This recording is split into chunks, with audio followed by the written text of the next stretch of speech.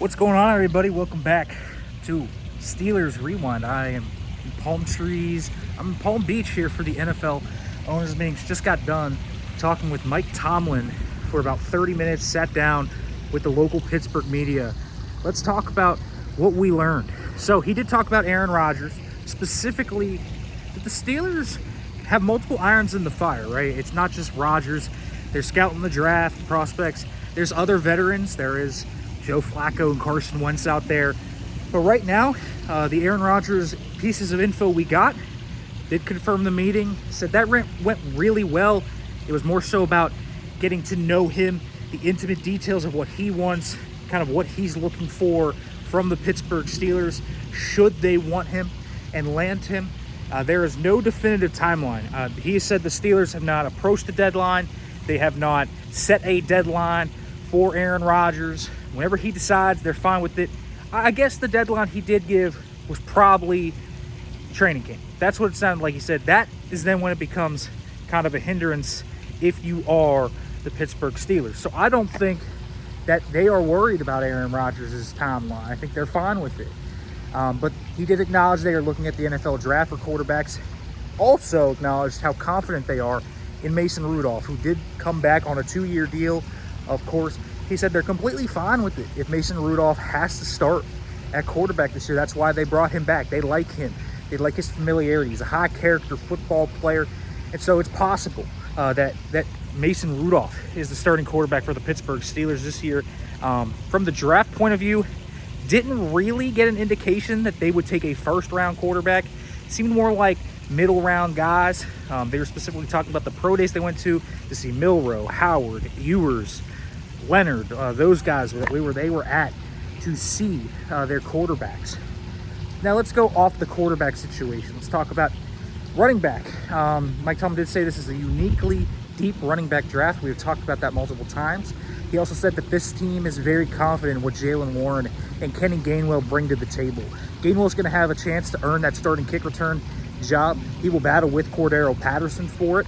And they're really confident in Jaylen Warren if he has to step up, but they're also really confident in the rookie because they love this class. They're going to draft a running back probably within the first 4 rounds, so one of their first 3 picks is going to be a running back. So keep an eye out for that.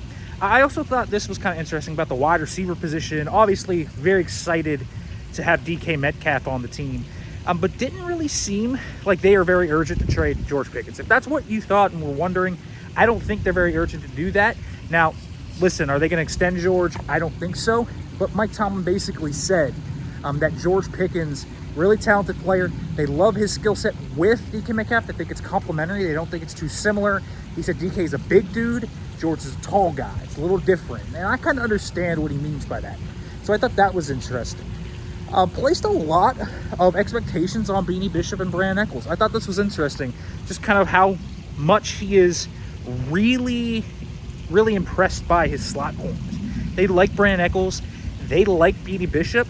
After the kind of what I heard Mike Tomlin say today, I'm not expecting the Steelers to sign or draft another slot corner. Now, they could if the right opportunity comes along, but I don't necessarily think that's the likely scenario. So maybe cross off slot corner a little bit.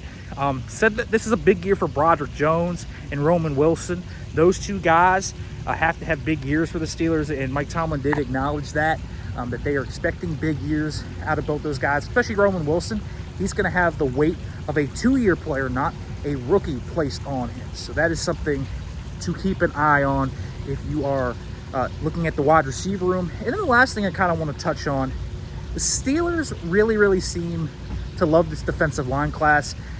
Mike Tomlin, I thought, said something interesting, that Keanu Benton's versatility and kind of how he works from nose to 5, even 7 sometimes, really allows them to kind of scout the full breadth of this defensive line class. They could draft a nose. They could draft a 3-tech. They could draft a 5-tech. They can draft different types of players because Keanu can fit up and down the line.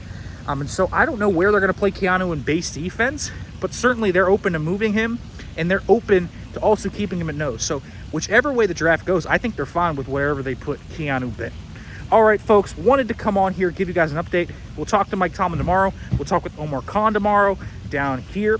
So I'll have more for you guys as well. I'll probably have a podcast coming out tomorrow morning, just talking about kind of what I've learned here and where I think things are going.